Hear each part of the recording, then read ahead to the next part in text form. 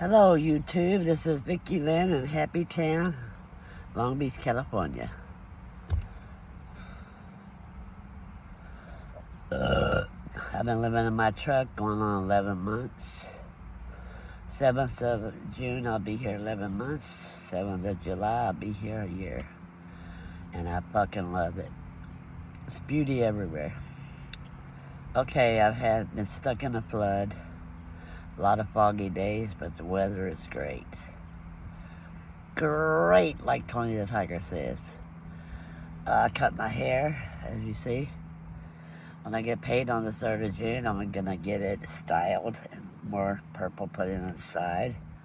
I'll probably do the purple myself because I'm gonna try Yarmulke.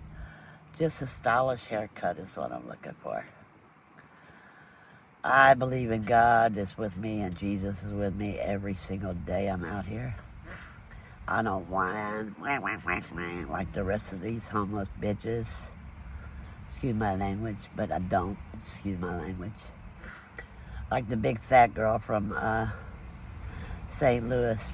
I said, screw the free one board. I got a kidney infection right now on the left side. But ain't nothing compared to the enlarged heart and the AFib and the fluttering heart that I've been waiting to see a cardiologist since February.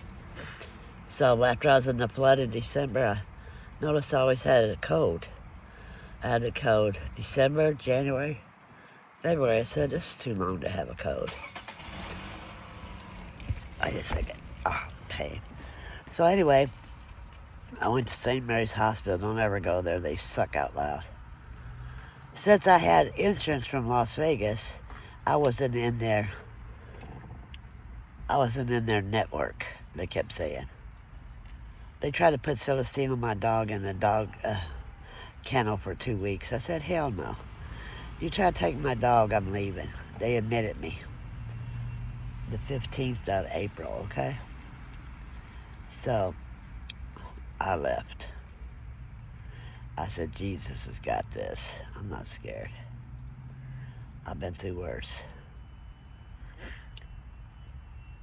But for things, if you look on the sunny side of the street and you're a positive thinker, things tend to work out in a positive manner, if you feel me. Jesus, you're in my heart, you're in my soul, you're in my mind, since I was a child to the day I come home to you. And I believe that and mean that with all my heart. Some of my family members tell other family members, she's out on the street again. I help the homeless. I've had a house, big house, 4 bedrooms, 2-car garage, 3 baths. I've had a house on Jones, 3 bedrooms, no car garage, but like a parking lot, you could park. I think they converted one of the bedrooms from the garage. That's the one room that was my room in white tile. When Glenn Zimmerman was dying, he was living in a mobile home with Bob, his friend from Chicago. He is the pack rat from hell. He had 12 to 20 kitty litter boxes stacked up in his one little bedroom in the mobile home to the ceiling of it. And the whole room was full of kitty litter. I went in there to clean the kitchen. They had spilt tea on the counter. They had mold growing out of the wall in the kitchen with hair on it. I put a mask on, sleeves up to my shoulders. Gloves up to my shoulders. I bleached the shit out of that counter, out of that mold. Sprayed it. On the mold, I got white vinegar, bleach, mixed it together. What do you call it? That you make biscuits with. Baking soda. That shit was foaming up and bubbling off, and that black shit with hair on it was dropping to the ground. I started puking. Okay, I had to clean my own puke up all the floor, but it was better than cleaning up the shit I was cleaning up, okay? No wonder Glenn Zimmerman kept getting sicker. He was living with a pig. And Glenn Zimmerman also was a pack rat, a hoarder. I mean, I put $25,000 in this house to get a quick deed for to be a 50% owner of the house back in '97.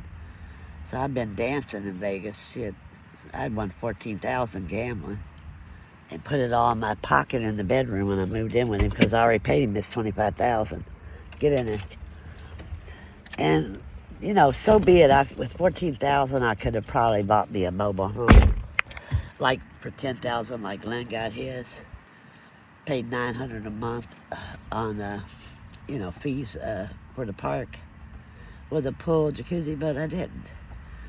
Here's what I was, and I made a mistake, and I realize now, later, hindsight's 2020. To get somebody to help you raise your kid, and they're lazy and they're a degenerate gambler, was a huge mistake on my part. Don't get me wrong, I was a gambler too. Not as bad as he was. I mean, I paid my bills first. Nothing ever got cut off. He had the power cut off when I was living there after I paid him the $25,000. Give him half the rent money, he'd spend it gambling. His mom sent $1,000 to buy my son when he was a little boy. He's going to be 33 in August. He was about 8 or 9. His mom sent $1,000 because she had met Adam when she's visiting us from where she lived out in Florida. Glenn spent it all gambling, so I went down to Mug Shots and beat the shit out of him. I called his mom and I said, you need to send the money in my name because if it's in Glenn's name, there won't be none left. He's already spent the first $1,000 you sent for the Christmas present, the bunk beds. It was wood bunk beds. She sent another $1,000. I made Glenn drive me there. I have my own car. You drive me there in the truck. You and fat ass Bob put that bunk beds in the car. I want it today. Christmas is in 4 days. I want it in the car today. I want it set up in Adam's room by tomorrow. Or tonight. Not even tomorrow. You can't even sleep on it. So they did. They put it up. It had steps going up to the top bunk. It was a bad mistake. It was a bad example of a father figure for Adam because Glenn was always procrastinating, lying, giving money on the house payment. He'd spend it. I mean, we made so much money at the convention center.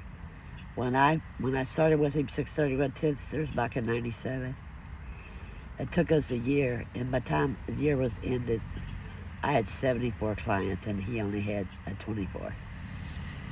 So I sold a lot of booths, a lot of builds.